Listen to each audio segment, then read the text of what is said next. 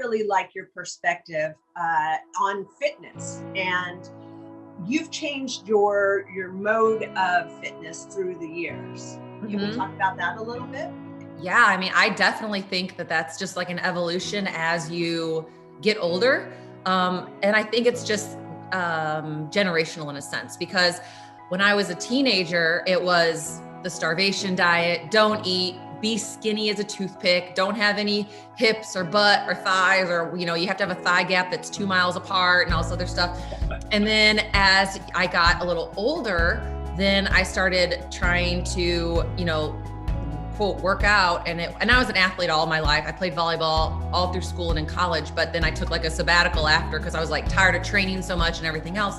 When you get back into fitness and you're like, I'll just do cardio, because that was when cardio was like, women were just cardio bunnies. So I did all this cardio and I never was happy because I would just be a smaller version of what I already was.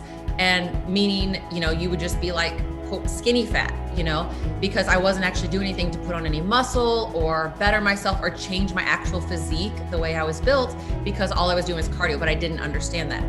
And then I had went to Baylor to get certified in exercise physiology and kinesiology, as well as nutrition, because after I sold my very first business, when I started my first business when I was 20. And after I sold that, I went to help a friend out that owned a gym while she was going through a divorce. She needed a general manager. So I had to go and get certification in order to properly, teach these people about nutrition and everything. So I did that and I learned a lot. And then that's when it kind of started to evolve a little bit more into like eating more. I could actually get a better results from actually eating. Shocking, I know. And, having a protein rich diet and actually learning that I didn't have to do cardio. I needed to lift heavy weights. And so it was just this nice little growth through the fitness journey. And now I do cardio maybe 3 times a week for 7 minutes, unless I just want to go for like a leisure walk, some steady state cardio. But then I just train in the gym and I just enjoy it so much.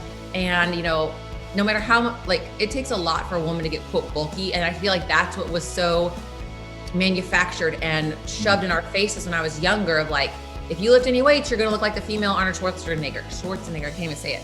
Then that's absolutely false. So it's just learning to listen to your body, and you don't know how good your body's actually designed to feel until you actually start taking care of it and eating clean, having a protein rich diet, and then you see the results in it, you get hooked. Yeah, I mean,